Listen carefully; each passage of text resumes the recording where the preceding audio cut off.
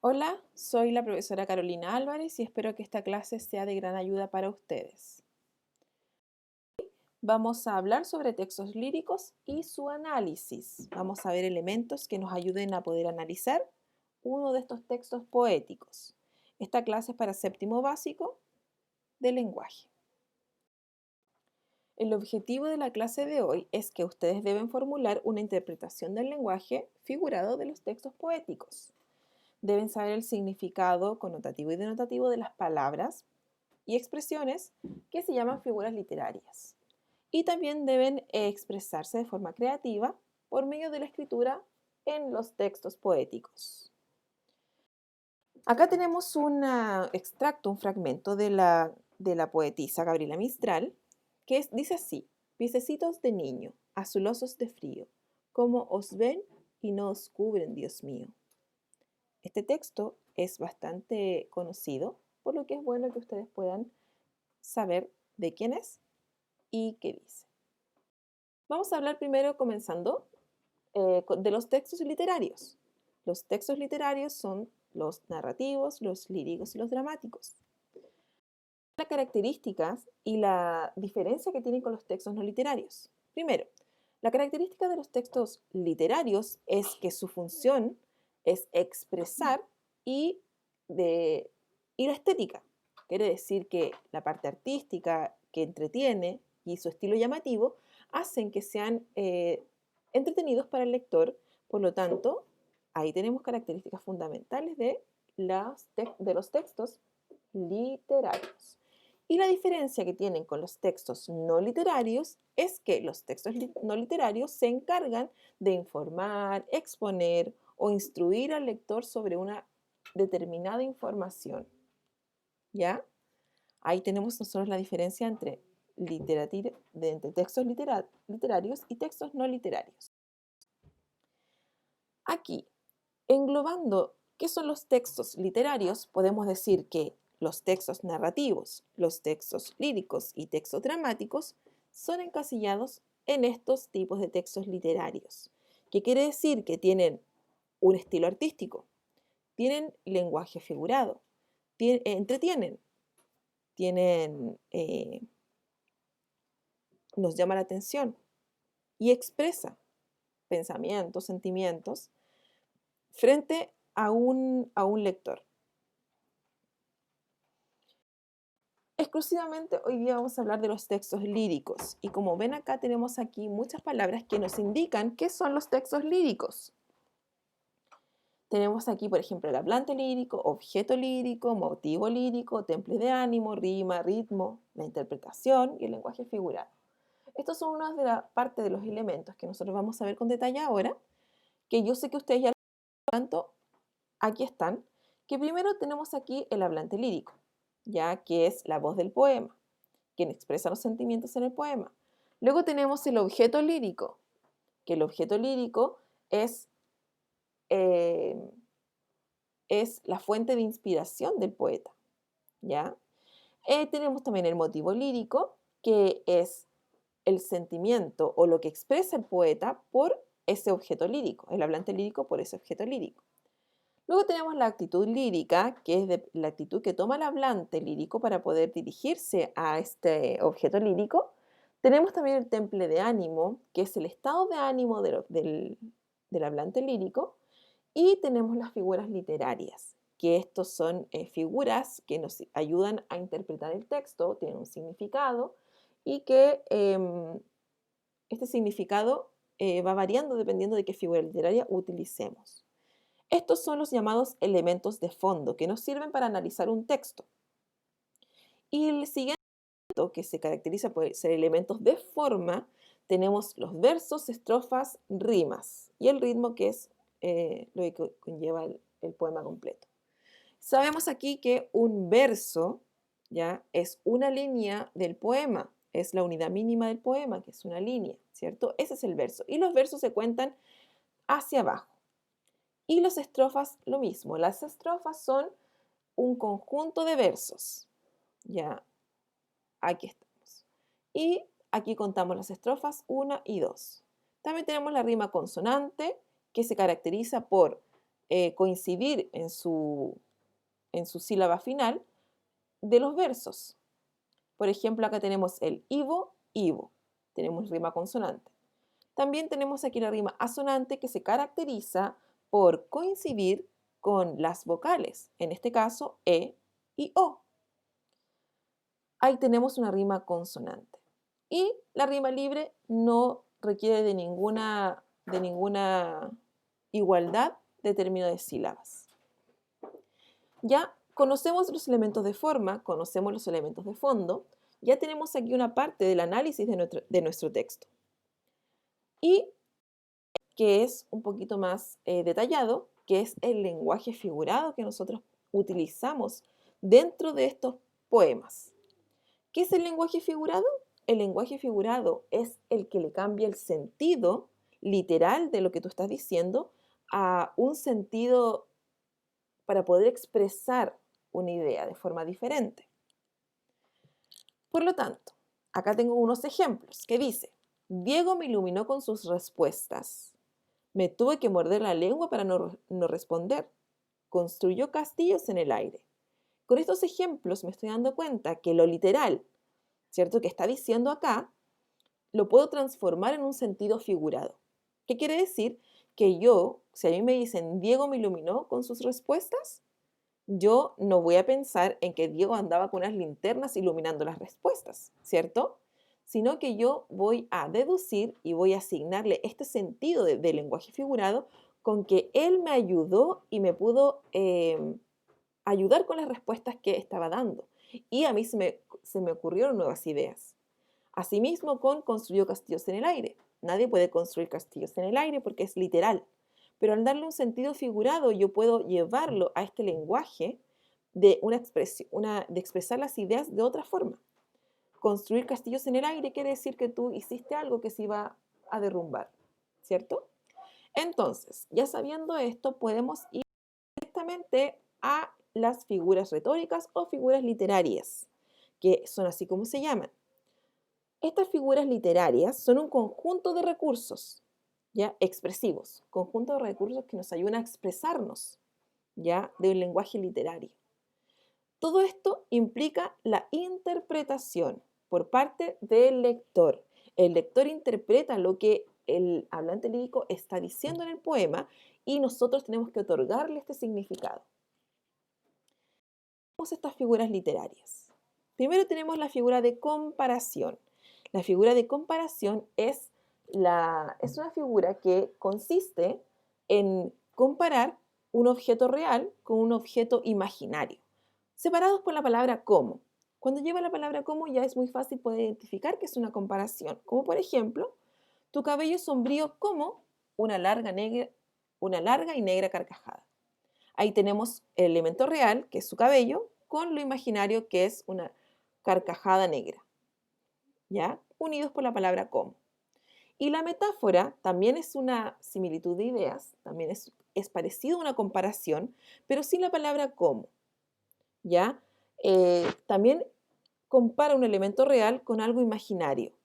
Y tenemos aquí el ejemplo de la serpiente de plata que bajaba entre los cerros, me despertaba cada mañana con su dulce melodía. Acá no está haciendo alusión a otra cosa. No está haciendo alusión, está comparando un río normal con con una serpiente de plata. ¿Ya? Luego tenemos la personificación. La personificación es otorgarle cualidades humanas a seres que no lo son, por ejemplo, a un animal o a una cosa, a un objeto. ¿Ya? Como por ejemplo, las flores bailaban al ritmo del viento. Le estamos otorgando una cualidad a las flores que no pueden realizar, lo que los humanos pueden hacerlo. Entonces, aquí tenemos una personificación. Luego tenemos la hipérbole. La hipérbole consiste en exagerar exagerar aumentando o disminuyendo el sentido que uno quiere darle a esta oración. Por ejemplo, la buscó durante 1000 años. Sabemos que literalmente durante 1000 años no se puede buscar a alguien, pero la hipérbole exagera esto para poder darle un sentido más exaltado. Luego tenemos esta figura que se llama calambur, ¿ya? Que consiste en la reagrupación de sílabas o palabras para dar lugar a otras con un significado diferente o incluso a veces contradictorio. Por ejemplo, mi madre estaba riendo. Mi madre estaba riendo. Se dan cuenta que aquí hay una reagrupación de las sílabas, ¿ya? De las palabras para dar lugar a otro significado distinto. Es muy distinto que mi mamá estaba riendo a decir que estaba riendo. Pero hay un juego de palabras, ¿ok? También tenemos aquí la enumeración. La enumeración habla sobre la acumulación o la suma de elementos lingüísticos, ya que son las palabras, ya sea por yuxtaposición o por medio de conjunciones. Que lo que es la yuxtaposición es la separación por las comas, ¿ya? Y las conjunciones son la unión de dos o más cosas. Entonces, la enumeración consiste en sumar elementos separados por comas, palabras, diciendo eh, varios em, varias palabras que unen a una situación. ¿Ya? Por ejemplo, la sala era un caos. Había libros, papeles, vasos sucios, restos de comida, ropa y diarios viejos, desparramados por doquier. Y aquí estamos enumerando cómo estaba la sala, ¿cierto? Y ahí tenemos esta figura literaria. Luego tenemos la anáfora. Y la anáfora consiste en la repetición intencionada de palabras al comienzo de cada verso.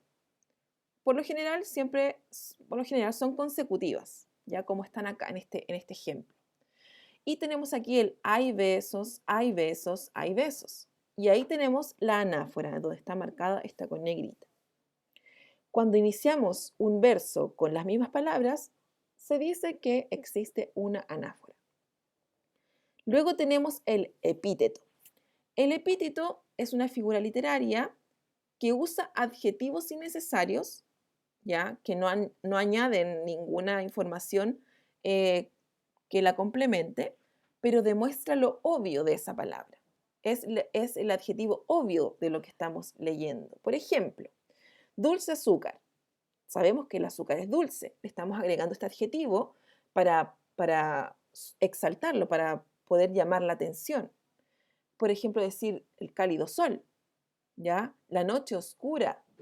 También tenemos aquí viento fresco o una lluvia húmeda. ¿Se dan cuenta que es un adjetivo obvio que se le da a las palabras? Cuando encontramos este adjetivo obvio de las palabras, podemos decir que encontramos un epíteto. Luego tenemos el hipérbatón. El hipérbatón, esta figura altera el orden lógico de las palabras de una oración. En el caso de la poesía, en el caso de esto de los poemas, lo utiliza para poder ajustar la métrica o el ritmo o rima del texto. ¿Ya? Por ejemplo, para no llorar, recuerdo, lluvia, tu mensaje. ¿Ya? Entonces, este mensaje está desordenado. Tiene un desorden gramatical. ¿Por qué? Porque yo lo puedo ordenar de una forma más lógica. En este caso, podría decir, recuerdo la lluvia, recuerdo tu mensaje por la lluvia para no llorar. O para no llorar, recuerdo tu mensaje en la lluvia. Y ahí lo ordenamos de una forma que es lógico para nosotros. Pero el hipérbatón da vuelta a esta oración y juega con las palabras, con el orden de las palabras, para darle una exageración o para ajustarlo a la métrica o al ritmo del poema. Y luego tenemos la onomatopeya. La onomatopeya es una figura literaria que representa los sonidos de forma escrita, ¿ya? Es la representación escrita de un sonido, como por ejemplo el tic-tac del reloj marcaba su fin. ¿Ya? Esta representación de sonido escrita es cuando nosotros podemos darle un sonido, una palabra a los sonidos.